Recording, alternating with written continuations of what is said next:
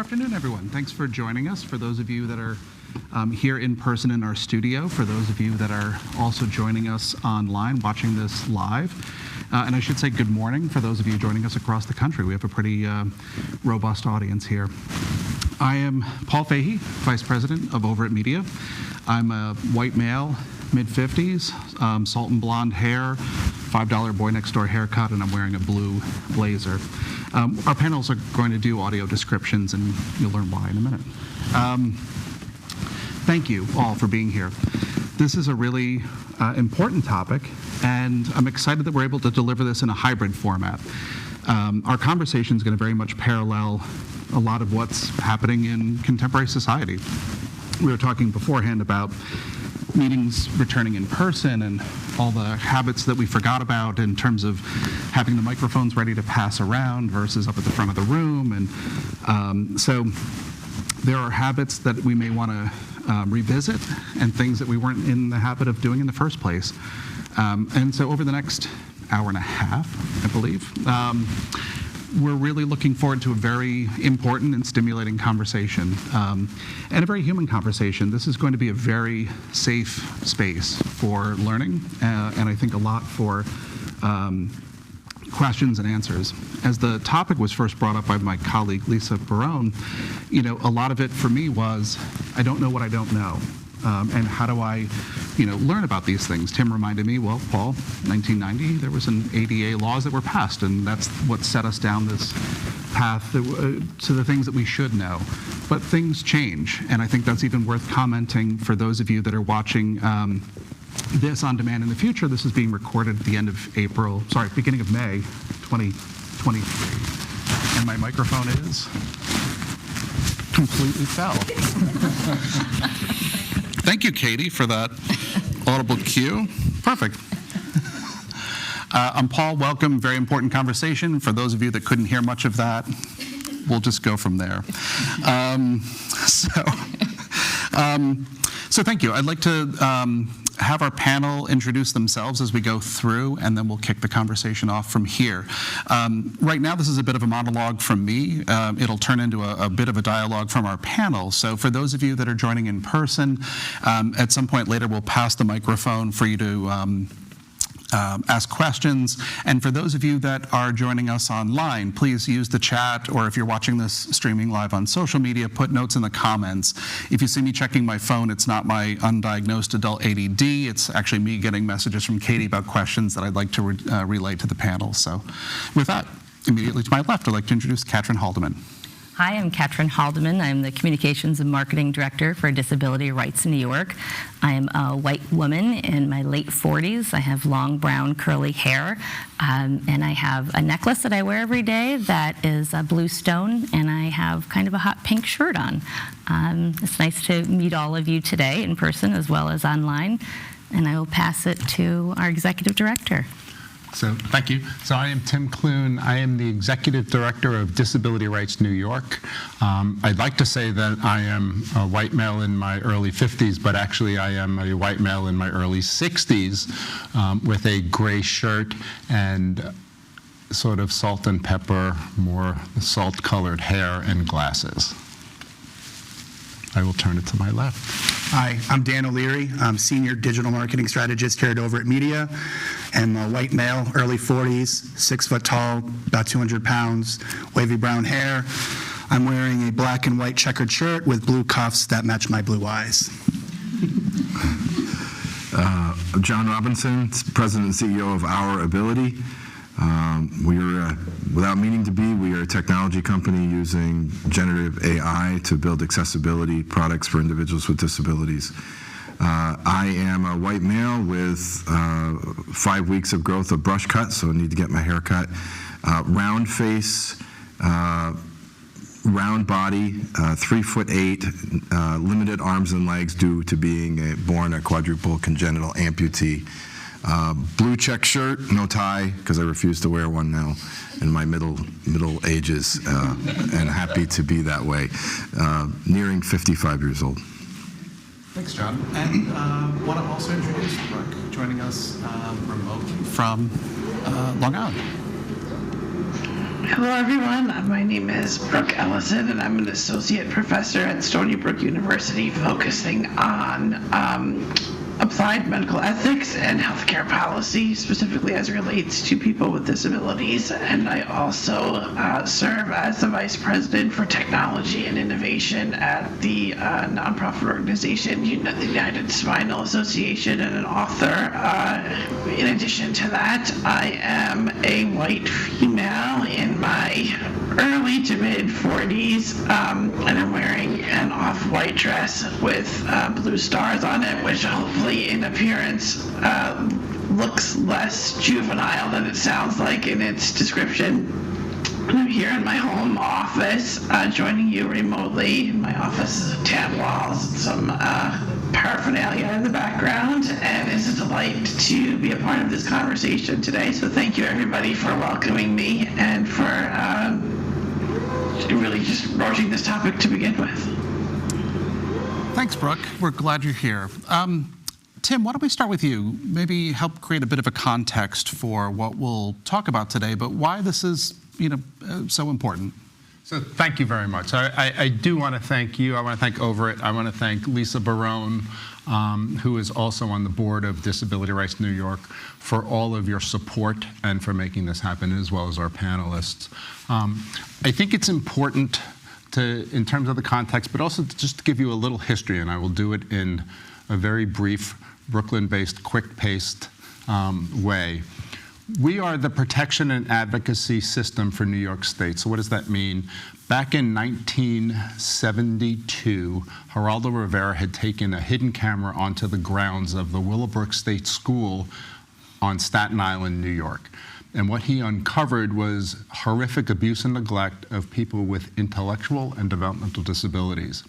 As a result of his findings, Congress held hearings and created the protection and advocacy system because Congress concluded that the states were incapable of providing the necessary oversight and protection of our family and community in institutions. So the P&A was born. In New York State, the P&A was located within a state agency. Let's fast forward to 2011. There are now 8 federal programs, federal P&A programs. The oversight federal agency concluded that the state was incapable of staying independent from the governor's office, and a redesignation was necessary. Our office, Disability Advocates, Inc., and then operating under the name Disability Rights New York, became that not-for-profit office that's providing all of these services. So that gets us to where we are today. The accessibility has been an uphill battle since day one. And I can't tell you when day one starts because every day often feels like day one depending on the issue that we are addressing. You alluded to the ADA. So the passage of the ADA in July of 1990 was a benchmark that we thought would really start to change the way accessibility was dealt with, the way people who had disabilities was dealt with in all types of situations. What we found for the first 10 years is that I'm also a lawyer, so I need to, in the spirit of full disclosure, I am a lawyer, even though I am the executive director, not practicing per se. But for the first 10 years after the ADA was passed, we rarely, if ever, got to the substance of a complaint, the merits of a complaint, because defendants, whether it was the state, whether it was the city, whether it was private companies, argued that our clients were not covered by the ADA. There's a definition of what a disability is and whether it affects a major life function. We spent a decade arguing over that before we ever got to the merits of the case. Fast forwarding a little bit into the future, when we finally started doing that, we started to address things that are basic needs: sidewalks, movie theaters, insurance, ASL, all of those things are daily issues that everyone has to deal with. Yet, the accessibility in each of those categories was something that needed to be addressed. And if I have time, I can just touch on a few of them. Sidewalks in New York City, curb cuts. For someone who uses an assistive walking device or a wheelchair, a ½ inch, a ¼ inch lip on a sidewalk into the street is like a wall.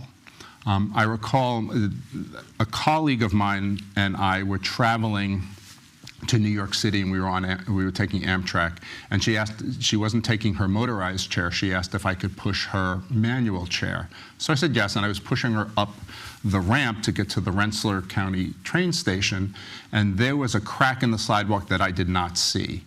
And that almost catapulted her out of her chair.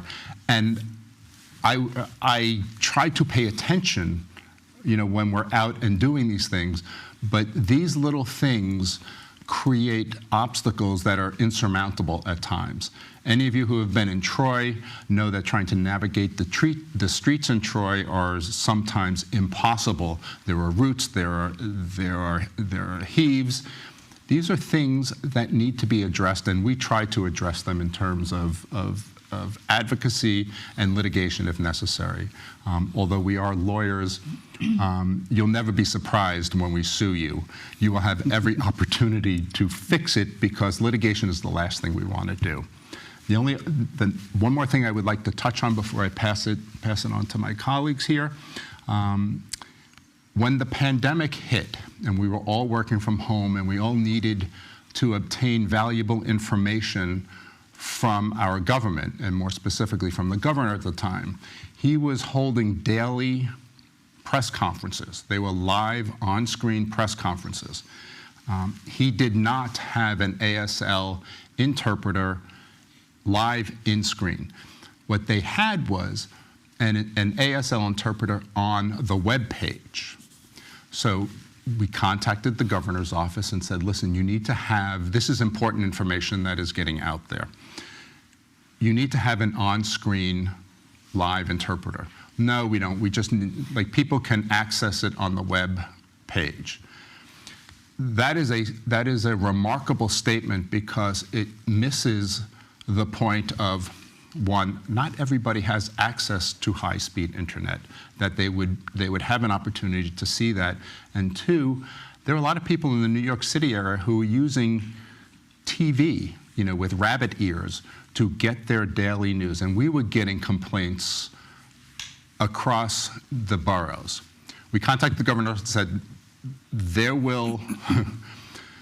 we will sue you, next week on this if this is not fixed. They did not fix it. We sued them, and the court ordered them to fix this.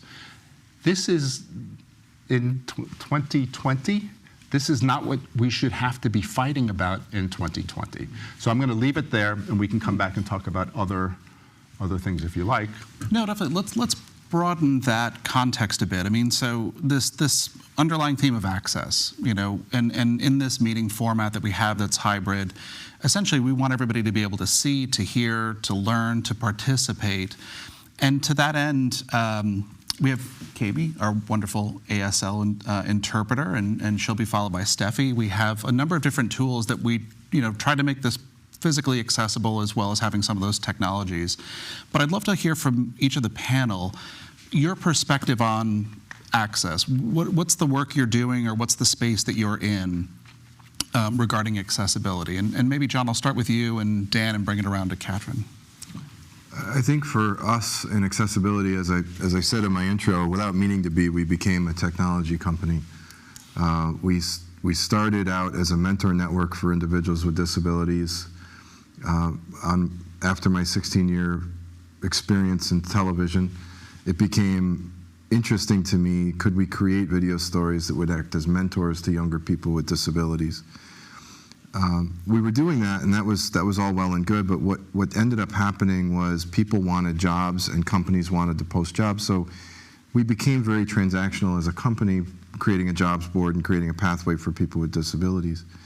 In that process, accessibility is extremely important, because individuals with disabilities looking for employment, they can be neurodiverse, it can be IDD, they can be physically disabled as I am, they can be deaf or blind. And so you learn that you're creating systems for a whole culture. Then you learn that the culture of disability really truly is the culture of Western society.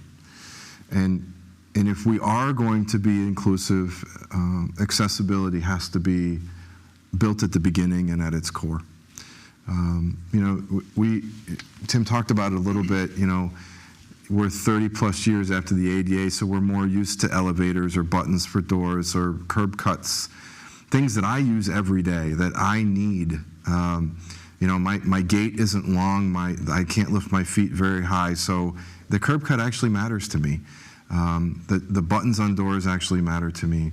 But at the same time, building technology online or app or web-based, it's the same thing. We have to create accessible products. And partly because of COVID, as we all sort of sat behind computer screens, that really opened the doors for our world. Way more people with disabilities reached out to us looking for remote positions, hybrid positions, new opportunities. More businesses reached out to us to recruit people with disabilities. What ended up happening was we had to create an accessible system that understands people with disabilities at our core. Now fast forward to 2023, again, becoming a technology company and building a technology AI-driven website, there's so much more that we can do. And we've realized that we're able to, and we have created an ableist language filter that works like Grammarly, that companies can upload PDF documents or job descriptions and get immediate report, and I mean immediate, on ableist suggestions. We're not changing anybody's language. It's your responsibility to change your language, but we want to help you think that through. And as we were building that in that same sandbox, we realized, wait a minute, we can take PDF documents and instantly both digitally remediate and then offer human remediation to create documents that are accessible. And Jen, can I ask you quick, there's part of the way that we talk about accessibility where there's language that we use that sometimes our audience doesn't know about, and ableist is one of those words, right, where when we talk about how we're doing things and we use language that is not inclusive, would you give that definition to everyone and talk about why it's so important? Yeah, I think a lot of us are used to racist and sexist terms, which you're exactly right, Katrin. Ableism is maybe a newish coined phrase, but the truth is it's been around since the dawn of time. Ableism is language or action that's hurtful to individuals with disability. So ableist language is when it's in action. And in practical terms, you might see a job description, you might hear yourself speak, you might read an old novel, or you might read a new document and realize there are elements in here that are hurtful to me. Example, our Chief Technology Officer, Kartik Sani, who is beyond brilliant, is completely blind, and I hear myself say things like see or read, and I realize, wait a minute, I have to stop myself. But imagine being bombarded all day long with written word when it's continued in there. Then take it to the next step where job descriptions. I just happened to run across a job description at the high school that I went to in New Hampshire, and it was completely laden with ableist terms. If you want to work in the office at this prep school, you must lift 50 pounds, you must have a driver's license. I don't understand why working in an office you must have a driver's license. I think what they're saying is they want you to get to work on time. And those are two different things. And so these are phrases that we are able technically to parse out so that we all can continue to be more inclusive. And we don't know when we offend somebody in a lot of cases. It can be this meeting, it can be the website, it can be a document, it can be just human interaction. And we don't want to, we certainly don't want to. But if we build with accessibility in mind, We have the opportunity to create a more inclusive society, and we can then welcome the 1 out of 5 people from Western culture who are disabled. Thanks. Dan? My background in accessibility is primarily as a digital marketing strategist. I am at Overit, a resource, and I consider myself a little bit of a evangelical when it comes to accessibility and working with our clients' websites. So Overit works with a variety of clients. We have governmental websites that have clear obligations when it comes to website accessibility. We also have nonprofit organizations that are kind of on that public civic line, but still maybe private entities unto themselves. And then obviously you have just private businesses, right, that have sort of also their own set of obligations. Most of what I do day to day when it comes to accessibility involves the WCAG guidelines. That stands for Web Content Accessibility Guidelines. The standards are now, we are in WCAG 2.1. 2.2 is actually in draft mode. It's about to be approved sometime in 2023, and that'll completely update it again for the first time since about 2018 was when 2.1 was released. WCAG is a very well-organized and clear sort of set of instructions and processes for web development teams to make sure that any sort of information or communication that's mediated digitally, electronically, is accessible to the widest range of audiences possible. So it's built on 4 main principles, and if you can kind of understand those 4 main principles, you've already kind of gone a long way towards understanding accessibility. So the acronym is POUR, P-O-U-R. The first one is perceivable. Any content that's communicated electronically or digitally needs to be perceivable to a wide range of audiences, meaning you need to be able to provide at least more than one sensory modality for interpreting that information, right? So if you have text on the screen, it needs to be able to be read by a screen reader. If you are using audio or video, there needs to be some sort of written descriptions of what's happening for those audiences that cannot perceive visually or auditory. So it's effectively about redundancy. You need to always have 2 or 3 ways of presenting the information available to the users. The second principle is operable. When you have a website, when you have an app, your users must be able to operate and navigate through the electronic medium, through the ether, whatever you want to call it, using their keyboards or sometimes screen readers or assistive technologies. You cannot rely on just touch input. You cannot rely or assume that a user has a mouse or is even using a specific keyboard type or design, right? So besides being able to see or perceive the information, they have to be able to engage and interact with it in a way that they can be accommodated with bridging the human technology gap. Most of us just take for granted, click, click, click, that's how you operate through a website. Or on your phone, it's tap, tap, tap. For people with a variety of disabilities, they interact and engage, they interface with websites completely different. So it needs to be operable. The third one we've already touched upon, understandable, and this touches upon with like ableist language. Generally, you should be, unless it's very technical or scientific driven language, you know, if you're dealing with an audience of PhDs, you may not be able to get around jargon and terminology, right? But generally, language should be written, I would say, at like an 8th to 9th grade level, right, reading level, right? Because that is geared towards like the widest mass range of audiences. And when necessary, glossaries should be provided. Like you can hover over words, and if it's a term, if it's an acronym, many nonprofits we work with are just alphabet soup.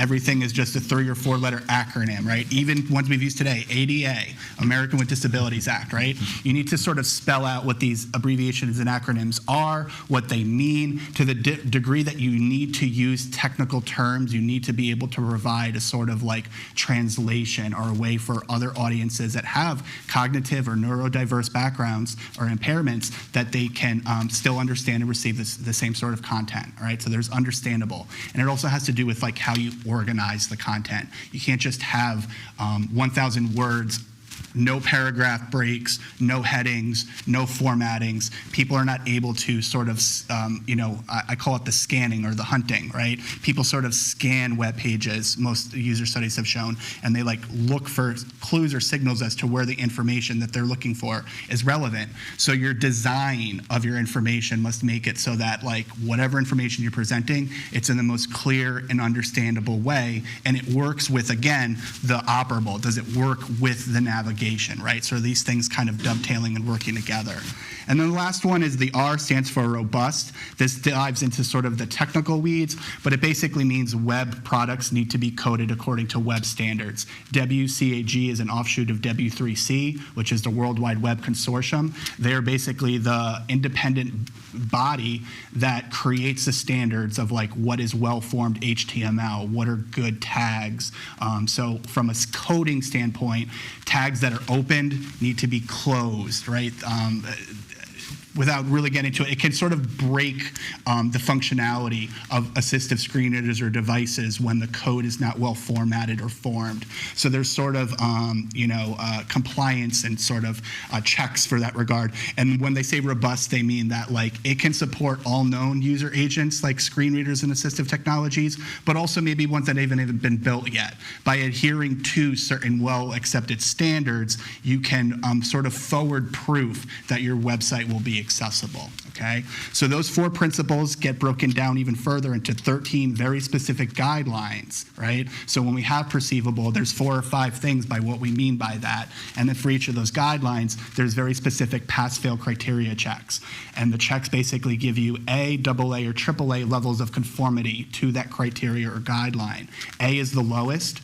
For most ADA Title III lawsuits, the AA level of conformity is the one that has been the preferred remediation on the behalf of the court or the judgment, and then AAA is the highest level of conformity, okay? These standards are also backwards compatible, meaning if you're WCAG 2.1 compatible, you are by definition 2.0 compatible, you are 1.1 compliant, et cetera, et cetera. So this is my background. I work with basically designers and web developers primarily to make sure that any websites that we build or work on are adhering to these principles, and then also websites that we may like inherit, right, from an organization where they kind of know, well, you didn't build this for us, but it's like a thing, and now we're going to have to start dealing with it. How do you remediate websites that were not built originally for accessibility? Sometimes in practical experience it's easier just scrap it and just start all over, build it from the ground up with these things in mind.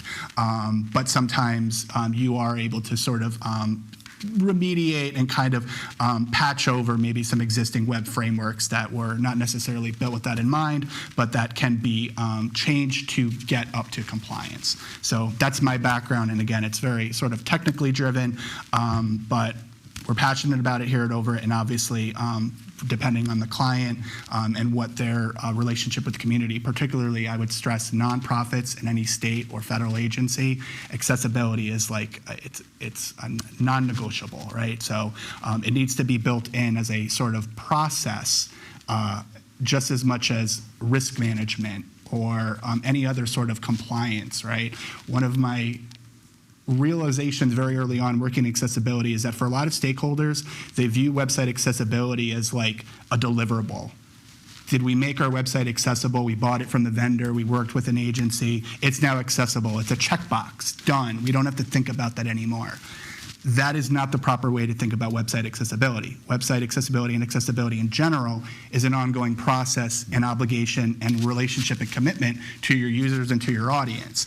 It's not something where you can just check and be done and think 2-3 years down the road, we took care of that, right? So sort of even just the internal expectation setting from the beginning levels all the way up to the highest levels and stakeholders is something that I've learned to sort of when you go into these fields and you have these conversations to really properly set expectations of like, we're going to start this journey now, but it's not just going to have like an end date, right? It's not like other projects or deliverables where when you get final status approved, you just move on to the next thing, so. And Dan, if I can ask quickly for our audience, we were talking about a large amount of information that you talked about, and that information is public, right? People can find it online. And if someone could drop it into the chat where to find the accessibility guidelines, that would be a great resource for our audience to be able to take a look at. And certainly if they have questions, I'm sure they could have those answered as well. We have a handout physically here. I think it'll also be available, digital version online. It has a few links. One of them is from an organization called webaim.org. They have an intro guide to accessibility. It is one of the best resources I could recommend online. Basically, like anyone at Overit that I work with, like a junior or an intern, and they want to like learn about that, that is the first place I send them. Like, take this boot camp, and then when you're done with that, we can like move on to more advanced topics. I find it is the perfect, it's technical enough, but it's not so technical that it just, like, if you're not a web developer, you can't understand it. But it really is a good mix of like the micro and macro, all the different types of things you might need to consider when you're building a website. Everything, again, from audio transcription to color contrast to font size, et cetera, et cetera. So yes, all of that is available online. WCAG, just Google it. The top result will definitely be the most current up-to-date standards. Great. Thanks, Dan. Yeah. Brooke, let's bring you into this and build on what the panel was just chatting about. Sure. Well, first, I want to thank everybody. This has been such an incredibly robust conversation so far already, and I hope I can add to this meaningfully.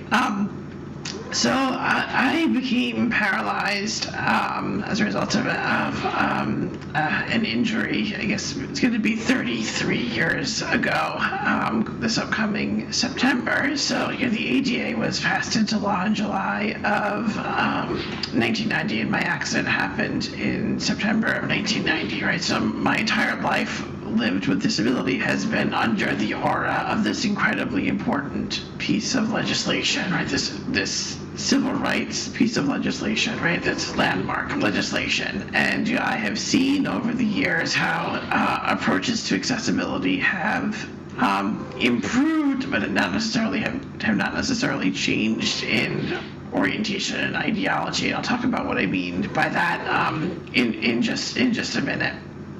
So in the early 1990s, we were still very much living in this medical model understanding of disability, right? That disability is a medical failure, right? Some kind of diagnosis you can give to somebody, something relevant to a physical aspect of one's identity, rather than understanding disability from a much more holistic and sociocultural standpoint, right? That we are talking about disability, we're not just talking about somebody's physicality, we're talking about all the ways in which aspects of the world influence somebody's level of ability, right? So we can build a world in which people are more or less able to navigate it. We can enact policies in which people are more or less able to approach their world, provide social services that either enable or further disable an individual, right? So all of these things add to a level of ability, right? So I think coming out of, that was a very prominent way of understanding disability, even to this day, really, but it came to its head or came to fruition in the mid-70s and really characterized social thought for a very long time. And if you ask most people about disability, they'll probably tell you it has something to do with somebody's body or inability to move their bodies or move their bodies in ways that other people can, rather than thinking about it from a more holistic sociocultural standpoint. And I think that the ADA was one of the first steps in changing that mindset, but certainly didn't go as far as it could have. So a lot of the language in the ADA or the standards that are set in the ADA approach disability from the ways that my colleagues were just mentioning, right? What are the minimum standards we need to meet in order to protect ourselves from any kind of litigation or any kind of liability, right? Like, what are the standards we need to achieve in order to make our business accessible, in order to make our building accessible, our schools accessible, right? What do we need to do in order to prevent ourselves from being challenged in some way, right? Kind of like former Governor Cuomo's office did, right, as we heard about right in the beginning. What is the bare minimum we need to do? And I think that's a really unfortunate way of understanding accessibility, right? It's almost like, oh man, what do I need to do now in order to accommodate this poor population that, that I don't really want to think about unless I'm forced to. I think that is a backwards way of understanding accessibility.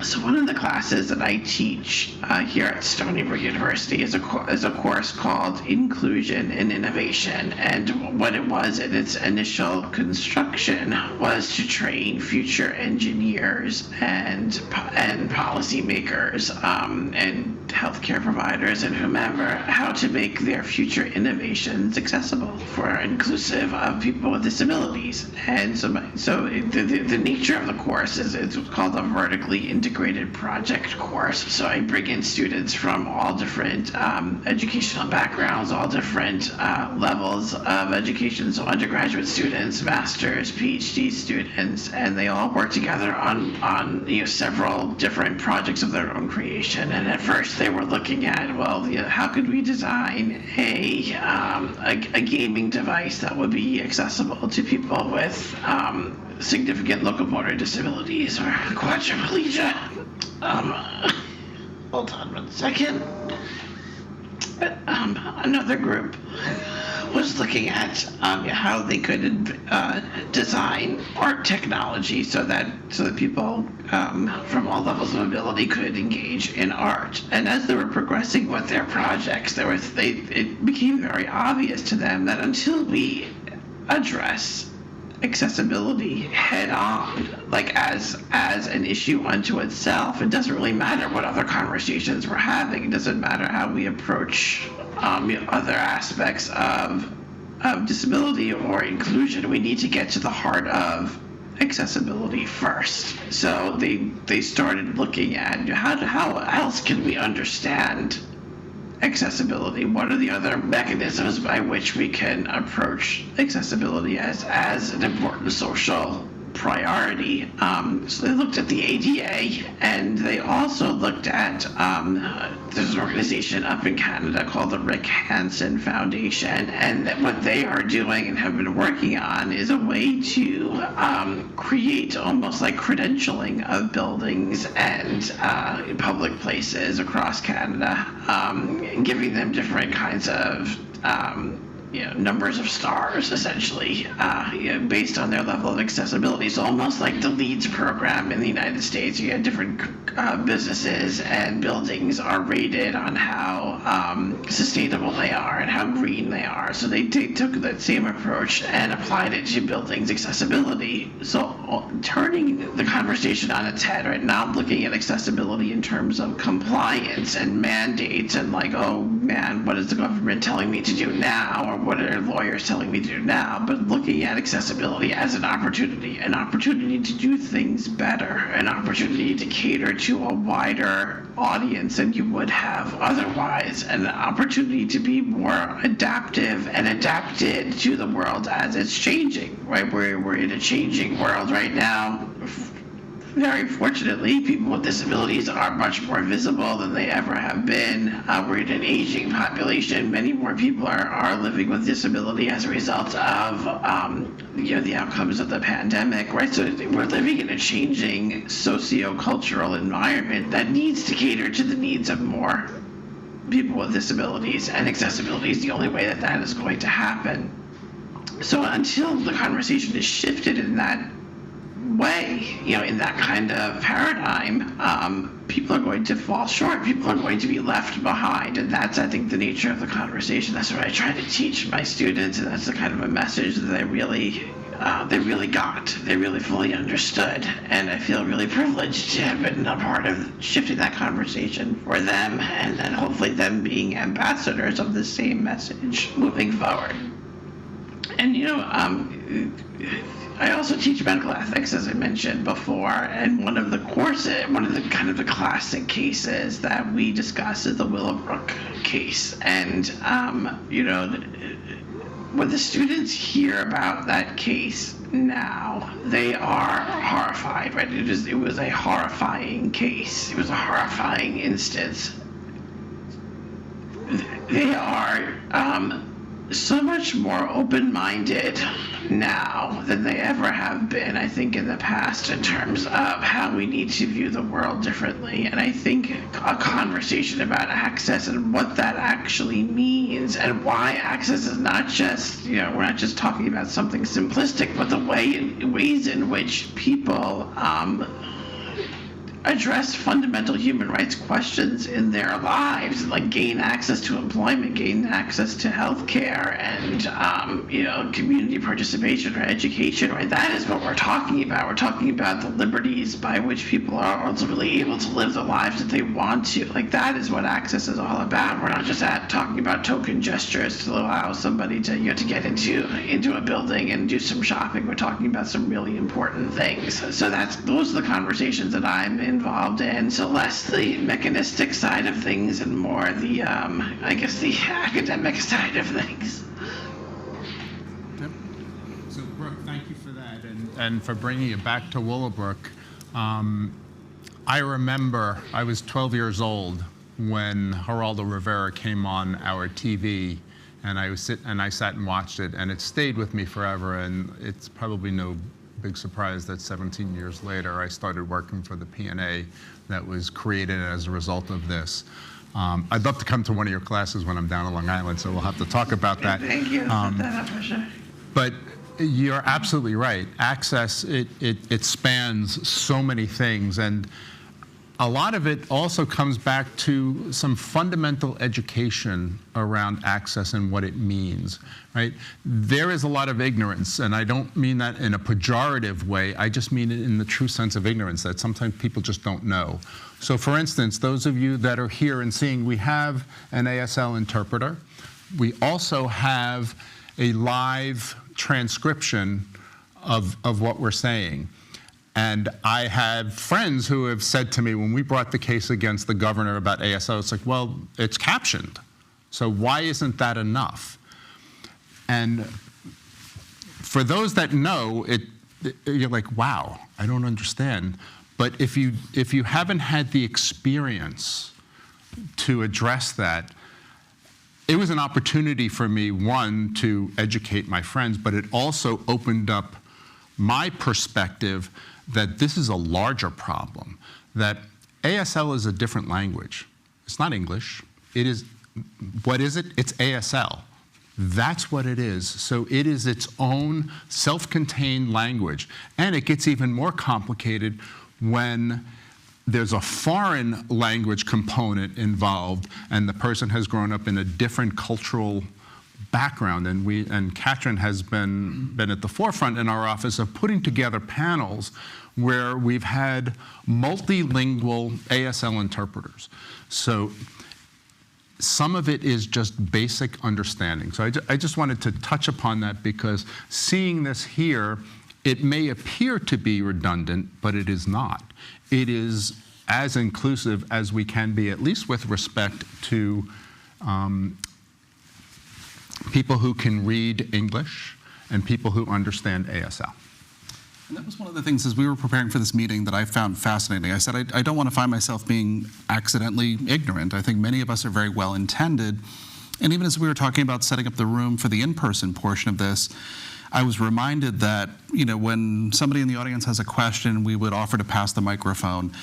And very often, even my own response is, oh, I can speak loudly enough. And what I was learning through as we were preparing for this, it's not necessarily about my ability to project, but it's about everyone else's ability to receive that information. And it may need to be processed through, these different devices. And so with that in mind, and I think we've been talking about a lot, and I think it could feel intimidating that there are so many dimensions that we could be accidentally ignorant to. Katrin, let me bring you in on this. I mean, where do you begin? I mean, how do you start that conversation and try to create a more inclusive culture, meeting? Thanks for the question, Paul. I think when we started this conversation with all of us and how we're going to address these issues and in what way and who's going to really talk about it, the the bottom line is really, why is it important, right? So when we talk about our audience, and we always are talking about who's the audience that we want to get this message to, whether we're in marketing or business or wherever we're trying to communicate. As Paul said, we're talking about how can everyone receive the information? That is access, right? Like if we can't have the information given to everyone, then they can't receive the information. So when we start to have these conversations, oftentimes, as I've said, and I know that other people on the panel have heard the same thing, is I don't want to say the wrong word. I don't know what the word is. I don't know what the question even is, and I don't want to offend anyone. And as I talked to Brooke a couple of weeks ago, that comes down to a lot of times people don't want to have that sense of they don't know anything or they're not an expert, or and there's weakness involved in that. So I mean, culturally we have that as part of the way that we talk with each other, but the reality is we don't know what we don't know, and asking the question first and foremost, what do you need? How can we best get this information to you? Is there a system or a process that you use that is best?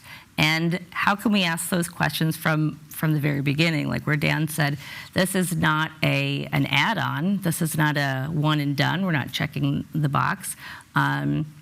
And it's something that Tim said to me in my interview with him only 6 years ago, is that if you've met one person with a disability, you've met one person. And similarly, when you meet one person, you meet one person. We all have very different needs. And as John is talking about language and being offensive, it's going to happen. And it's not by intent. It can oftentimes by just not knowing. But asking the question, how would you like to be referred to? And we do this sometimes with our names, right? If we have a nickname, we can ask someone, do you prefer to be called, like for me, my full name, which is Katrin, or Kat?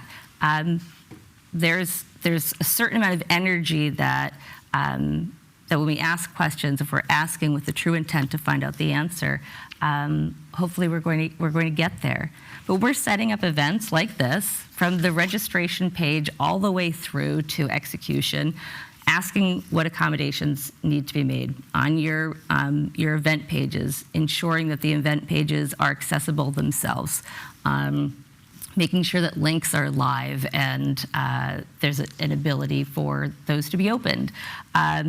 So when we talk about how things get set up, there are times where maybe we're going to miss something, or we'll forget, and mid-conversation, I'll say, oh, I forgot about that microphone, or any number of things. And I think being honest and being open and saying either, wow, we didn't account for this because we didn't know, and that's not the excuse, but now that we know, we can do better. And the way that we can do better is by having our audience members, having our other community members tell us, you know what, I saw your ad for that, and it was inaccessible. I couldn't read it. And taking that not as a knock or an insult by saying, okay, we need to do better. How do we fix this? And how can we do it better the next time? And doing your best practice lists where, well, the things that are online are super heavy content-wise. Maybe we don't know how to execute what's online. We can find resources. And so everyone on this panel and Brooke, in my conversations with Brooke, the amount of resources that she has available as well, we're all resources, because the bottom line is, even at the end of this, we're not talking about nonprofits or anything else, I suppose, that is outside of like a commercial area. At the end of the day, and maybe we can talk about this with the rest of the panel, is about the bottom line, right? So as businesses, and I'm sure we have businesses in the audience, how accessibility impacts your bottom line in a positive way is pretty significant. And so I don't know, John, you want to talk about that a little bit, but it is, while we talk about why it's important, ensuring that people are receiving the information, there's the other end of it, right? So maybe we can speak to the other reasons why it is important as well. Yeah, I think there's the carrot and the stick approach to the economy of individuals with disabilities. Before I go there, Katrin, I think you said something really important. It's okay to ask questions. It's okay to not know something. It's okay to use offensive language if you don't know. But it's the learning that comes, right? When you're told something's inaccessible, when something's built incorrectly, when somebody has said something, that's where the learning begins. And then how you act and react after that moment of education becomes really important. And I think that's the process of being a public person with a disability, running a company with a disability, is understanding you're learning from me as much as I'm learning for you, and that has to be okay. We have to be in that space so that we improve for the next person, the next generation, the next whoever. The economies of individuals with disabilities is pretty cool. So I said the carrot and stick. I'll start with the carrot. In the United States alone, individuals with disabilities and their direct family members, their significant other, there's $1 trillion in buying power by our community. $1 trillion in the U.S. alone. And yet we are 70% under and unemployed. So there's a large marketplace in our economy. We're the #1 buying power in any other diversity category. So if you include disability as part of diversity, and we try awfully hard to get that in DE&I programs in corporate America, we're the #1 buying power. And yet we're 70% under and unemployed. So imagine, one of the reasons I work on unemployment so much with our systems is because imagine what our economy could do. Forget disability economy. Imagine what our economy could do if we took 70% down to 50%. And we took the $1 trillion to $2 trillion. That's more money in the economy. That's less taxes paid out, more taxes received. So there's a real emphasis on what could happen. So when we talk to businesses about accessibility and accommodation, and we talk about employing individuals with disabilities and communicating to individuals with disabilities, it's about that buying power. There's no better example than Microsoft. If you look at the time that Microsoft's CEO, Satya Nadella, has taken over, watch what their stock price has done. Go on Google tomorrow, go on Bing tomorrow, go on Bing tomorrow and track Microsoft's stock price over that time. When accessibility became important, that's when the stock price completely exploded. And that's important. They have gotten to the 7% threshold of hiring individuals with disabilities. They make products such as the accessible game controller for individuals with disabilities. All the Office suite has tools for our community. So this is really important. So the carrot is there's an economy out there. The stick is this, that in Albany, New York, or any other sort of state capital, there are a lot of state agencies. There are a lot of state websites. There are a lot of state entities. There are organizations that have contracts with state entities. There are organizations in this community that are federal contractors or subcontractors to the federal government. You might wonder, well, wait a minute, I don't do business with Northrop Grumman, so that doesn't affect me. Well, you might serve KeyBank, and KeyBank is a federally insured entity, and they have to adhere to the standards. So what are the standards? Section 503 says that if you're a federal contractor or subcontractor, you have to be working towards 7% of your employment base as individuals with disabilities. That means you need to be actively recruiting and speaking to individuals with disabilities, hence the system we built. In the conversation we're having here today about digital accessibility, one element of that is Section 508. Your digital footprint has to be compliant. And if you're a state entity and you've received federal funds, you cannot be non-compliant. It's illegal. And that's really important. And there's the stick. And so we have to approach accessibility. It's certainly in a utopian world, it would be wonderful if we all build from the beginning, but it doesn't always happen. And so we have to explain 503 and 508 and what can happen if you're not compliant. So it becomes very important to be able to understand both sides of that equation. I would prefer to talk about the $2 trillion in buying power, but I will also definitely point out that if you if you're a subcontractor, your digital footprint needs to be accessible. And I want to bring it back to also like technology and how we're talking about it today, right? We talk about technology very very freely, and all the things that we have, our gadgets, our phones, all the apps that we have. And we've also talked about the ADA and how it's been over 30 years. Tim, would you talk a little bit about technology and how what maybe we don't think about as technology now, how it was to begin with, and where we are now with assistive technology? Absolutely. So John, a lot of the things you talked about, the buying power, it is so true, right? It is. My experience has been early on that businesses would not listen unless there was some correlation to a bottom line. How can this benefit our business? We don't have people who use wheelchairs coming to our restaurant. Well, okay, so let's just back up a moment. Maybe because there are 3 steps to get in. So if the conversations that I wish I would have journaled the conversations that I had with restaurants, employers about these things, because one, it was sad at the time, 2, maybe it would make me chuckle looking back, but if you build it, they will come.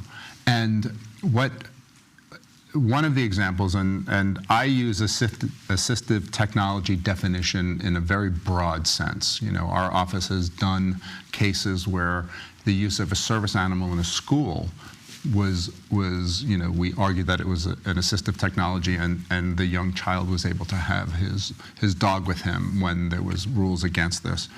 But bringing it back to that $2 trillion, just here in the Capital District, so Hoyt's, now I guess they're Regal cinemas, when the stadium theaters, IMAX, when stadium theaters came, they were the rave to provide that view of the screen.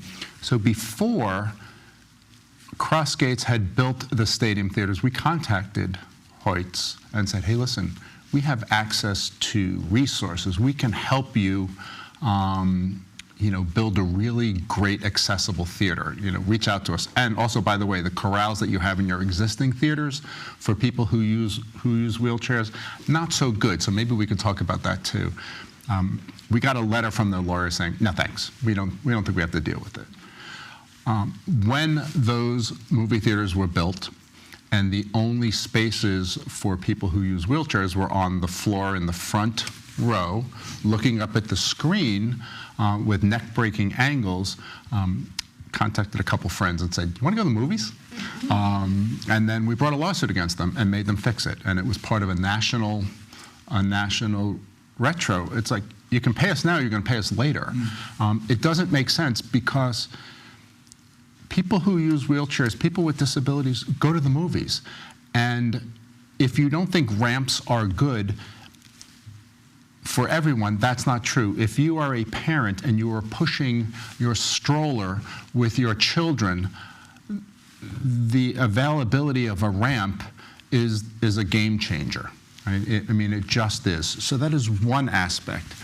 The other is, so you talked about technology and phones and how we rely upon the digital age.